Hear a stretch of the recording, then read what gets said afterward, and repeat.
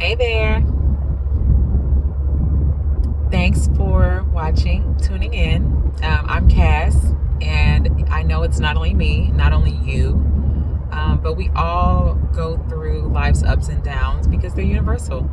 But I think the important thing is to get strength, encouragement, get wisdom in those times that are tough and have joy in the better times.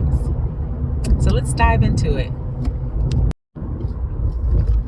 Most people think that happiness is something that you chase, something that you pursue, and it comes only at the end of a perfect thing, like a perfect situation, a perfect relationship, perfect job. But what if it's something that you don't have to go get or obtain? What if happiness is something that you notice? What if you walking into your residence, what if it's that? What if it's waking up and getting to decide what you wear, what different things you can do throughout the day? What if it's you come home and maybe you have a pet or children or someone there to greet you? What if somebody sends you a text and they check on you? How are you doing? Just was thinking of you. What if those are the things that we should spend time appreciating and realizing that those are moments of happiness? Things that we didn't even pay attention to because they weren't the big thing, the big perfect thing. But these are things to be happy about nonetheless. We can have happiness in these things nonetheless. What ways are you already experiencing happiness? What things do you already encounter or interact with that you didn't realize, but those are things that you can be happy about? You can feel happiness in the midst of it. I don't think happiness is waiting for us in some future life that's perfect. I think it's hiding in plain sight, right where we are. Taking the time to notice it in the now, today, wherever we're at, whatever situation we're in. Opening our eyes to see what's right in front of us. In my own life, I have spent time and energy and money chasing happiness, or things that I believed would make a situation better. Ultimately chasing happiness, not really understanding that happiness is, I think, similar. Have you heard people say beauty's in the eye of the beholder? I think happiness is similar to that. When you're alive, first of all, and you have your general functions of your body, gratitude can be the first gateway to opening your eyes to seeing what you have, to seeing what's around you, to being happy. There's this story of a fisherman.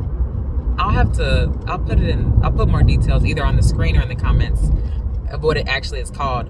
But so he's a fisherman in some place. Somebody went on a trip somewhere and they're like, oh, he fishes, and I think they try to encourage him to turn it into like a large business. I think he has a small business, but I think they see that there's potential and he could turn it into some large business, and he could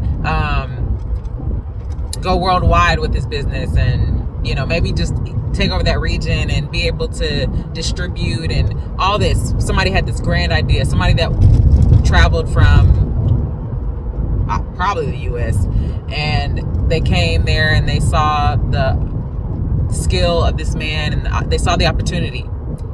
And so he's like, okay, so tell me, what do you see? And so they're like, you could do this, and then you could open up another location. I know you have the one here, you have another location not too far, and then if all goes well, then you can open another location, and then you could, your kids could work for you, and this car is so close to me.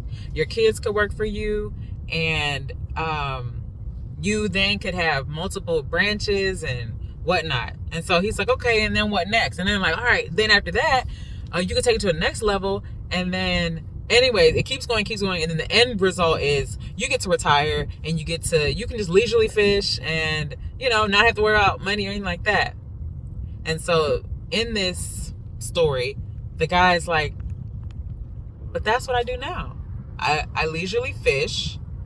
I don't really worry about money, because I guess he makes enough to cover, like his expenses, and maybe it's very minimal or very small. And so it's just interesting with that story is that person was encouraging him to chase and obtain what he currently has. But through their eyes, he doesn't have anything. But in his eyes, in his mind, being in the situation, he's like, I already have all that right now. Why would I go the route that you're telling me to go to get to where I am right now and feel what I already feel right now? But it's just interesting perspective, because that person looked at him and saw someone that doesn't have what they feel like they should have. And he looked at his situation, and he's happy in his situation. He wanted to have freedom of choice of when to work, so to speak. So he chooses when he fishes, where he fishes. He chooses all those things. Then he also maybe he wanted to be able to provide people with fresh quality fish. Maybe he wants to, if he has grandchildren or children, maybe he wants to show them a skill that they can use in life. And maybe he just wants to pay his bills for his home or wherever he stays, and not have to stress and not have to be bothered by people. So in his mind, he's achieved retirement. There's something that people aspire for, and it's of course retirement. Most everybody aspires to retire in a sense of you not having to hustle and grind and work for the sake of making money to survive. You want to reach a point where you can choose to work, you can choose to take a job, you can choose to enjoy your time however you want to. And with that, there are people that retire at any age, at many ages. I won't say any, but at younger ages than we typically thought retirement would occur, because they have changed their lifestyle. Maybe they reduced their lifestyle to be able to have that freedom to say, I don't want to have the 5 or 6 bedroom house. I'll take, the smaller house, and maybe different things that I do, or a thing that I do, or return on investments that I get can cover that, and I don't have to do anything additional. So that person technically has retired early, or just retired. But there's a level of, before that, there's a financial independence where you can say, I choose to not, try to expand my business, or I choose to not go to certain types of work. I choose to not work at all. And knowing that maybe you have a money, or you have some sort of residual income or something that can sustain you. Similar to that story with the fisherman. He reached a level of financial independence, and he technically, I don't know how much he needs to retire, but he could leisurely fish, maybe even in his retirement, and still be fine. But it's just perspective. There are some people that have different goals, different targets, and maybe it's harder for them to see the things that they could be happy about, or the things that they could appreciate or take the time to recognize. But I think it's just our perspective. In your daily life, will you see happiness? Or is it still some elusive, far off thing that only a perfect situation can allow you to see the things that are present in your life to be happy about, to be elated about? There are small things, moments that can truly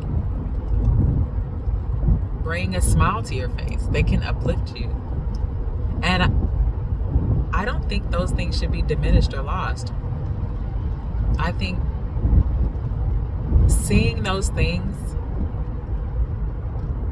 recognizing those things, are evidence of you being able to be happy and see the evidence that supports that happiness, that supports the case for happiness in your life. So I encourage you to look around yourself today. It's closer than you think. It's hidden in plain sight. What do you have to be happy about? Maybe drop that in the comment down below. What do you have to be happy about? I hope you enjoyed this video on happiness. I'm happy that you watched this until the end. Please subscribe if you haven't already. And like this video, comment. You can share it if you feel inclined to. But I just want to say thank you. Thanks for watching. And I will see you in the next video.